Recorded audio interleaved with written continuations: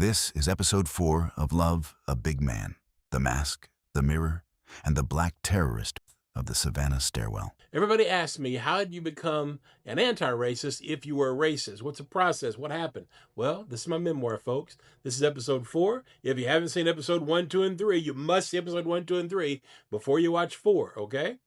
If you've seen it, proceed on. I'm going to post episode 1, 2, and 3. Here goes, episode 4 right now. In 1989, I was a 350-pound ghost hiding behind a box of Popeye's chicken, living in a silence so thick it felt like a firing squad sometimes. I'd made a pact with God to stop looking at people as above or below me, but I was about to be tested by a roommate who had every reason to hate my guts before I ever even opened my mouth. I'd made a pact with God on Abercorn Street a couple years before, but the world was already demanding a sacrifice. I'd promised to stop looking at people as above or below me, but now I was living with a man who had every reason to hate me before I ever opened my mouth. I was a 350-pound ghost, my southern accent buried in a psychological furnace, hiding in a silence that was starting to scream. But this is the story of how I fueled my loneliness with the best fried chicken on earth, reclaimed a reputation I thought was dead, and finally saw a true, jagged face of the American system through the scars of my brother. By 1989, I was a master of invisibility. At 6'4" and 350 pounds, I tried to blend into the gray walls of my SCAD dormitory, like I was part of the architecture. Outside of my camera lens, I didn't have a voice. I was just weight and silence. I filled that void with a secret, total addiction to the Savannah food scene. I was a regular at Popeyes back then when the recipe had a soul. In the late 1980s and early 90s, it was a different beast, crispier, more flavorful with the heat that didn't just burn, it sang. People would tell you it's the same, but they changed that recipe around the year 2000, and the magic evaporated. But back then, it was the best thing to ever hit my tongue. Then there was the place called Savannah Fried Chicken. It was an Asian-run spot that served a unique white pepper-infused chicken and shrimp fried rice that defied explanation. Every week I made a pilgrimage to places like Carrie Hillard's or the hidden Asian infusion spots across the city. And my drug was a physical weight of emotions I was too afraid to face. While I was hiding, the school assigned me a roommate. His name was Reggie, a black man from Boston. I didn't choose him. He was just who the system dropped into my life. When he first walked in, the air turned to ice. He was incredibly shy and wouldn't say a word to me. That wall, the thick, impenetrable barrier of mistrust, was up from second one. Reggie had come south with a confidence that Savannah tried to kill on sight. Before me, he lived with 3 white roommates who were traumatizing him with a brand of casual, biting racism left him looking at every white face as a potential ambush. When he saw me, a 6'4" monolith of Southern white identity, he saw the face of that trauma. For 6 months, me and Reggie lived in a DMZ of silence. I didn't try to sell him on my pack, I just lived it. I treated him with the dignity the world was denying him until that stone wall finally came down. Once the wall between me and my roommate Reggie finally broke, our dorm room became a laboratory of joy. He became my professor, turning up the volume on a revolution called Public Enemy, and showing me that black culture was a beautiful architecture of survival. But I didn't know then that this man would become my brother for the next 36 years. Once the wall fell, we discovered our imaginations were identical twins. Our room became a creative laboratory of joy. We spent hours doing voices and mimicking the people of Savannah until our lungs burned from laughter. We had so much fun together, it was a sanctuary in the middle of my deep, lingering sadness.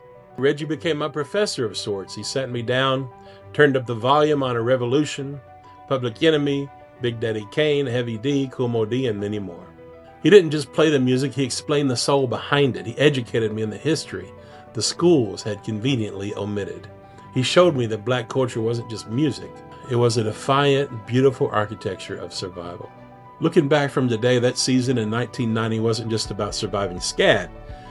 It was the birth of the most important bond of my life. Reggie didn't just become my roommate, he became my best friend, my confidant, and my brother since 1990. Since then, through every storm, every failure, and every victory, he has been the one standing there when everyone else vanished. We have talked on the phone almost every single week for over 30 years. A 3-decade conversation that has never stopped. He's been a true dear friend who stood by me when I had no one else. And that connection is the one thing the world could never take from me. To give you a quick idea, this is me and Reggie hanging out on my sofa. He came to visit me about 2 years ago. This is us, just like 1990, doing characters and laughing our ass off. You like Susie? Hell yeah, I like Susie. Who don't like Susie, man? I didn't know you even ate fish. Well, I know she smell like fish sometimes, but that's because she ain't washed, man. I like that green shit they put on, what they call that? I don't know what green shit. You mean the dress you wear the other day? I ain't talking about fucking Susie. I'm talking about sushi. Yeah, man. The goddamn Susie. that raw shit they eating at that goddamn restaurant. Yeah, I eat it raw, man. What you think? I didn't say Susie. Well, look at here, man. I said I eat her raw. What you think? You got a problem with me? I'm talking about the goddamn sushi fish they eat. Susie, yeah, man. Fuck you, Jack. No, fuck you, man. Talking about Susie like you own her or something like that, man. You cock block some gun. Fuck you. Fuck you. All right, back to the episode. While my private life was opening up, my public life was catching fire. I was performing in my own student productions and being cast in others. I was developing a reputation as a powerhouse character actor. It reminded me of high school, where I'd built a real name for myself through my comedy. That feeling of being respected, of people knowing my name for my talent, began to flow back into my veins. Even though I was still lonely, the camera loved the weirdness. People were constantly asking me to act for them. My confidence was returning. Not as a stranger, but as the performer I was always meant to be. I heard the radio beckoning me with auditions at the local theater, but I told myself no, I couldn't do it until I saw the film Blaze. I watched Paul Newman play Earl Long, the eccentric governor of Louisiana, who was persecuted by the elite but loved by the people. Newman's performance was my revelation. I realized that the individuals the world calls strange are usually the only ones leading. That movie gave me permission to be Dixon again. It taught me that being an outsider was a talent, not a defect. It gave me the guts to take my student film confidence and throw it onto the local stage. I walked into that theater audition with the ghost of Travis Bickle from Taxi Driver. I exploded with a raw emotion that terrified the directors, and I walked out with a lead role. That was where I met Camille. She was a brilliant actress, and that year we did 4 plays together. Our friendship blossomed through those shared productions, and we were bound by a fierce passion for the craft and a mutual love for comedy. On stage, I came out of my shell. I was a power force. I had fans. I was even asked out by a girl. I couldn't believe it. But I didn't go because my heart belonged to Camille. But off stage, I was still that shy kid. Me and Camille were inseparable best friends, and I was madly in love with her. And she knew it, but I was too paralyzed to ever even ask her out. She had a boyfriend at the time, which made the silence between us even heavier.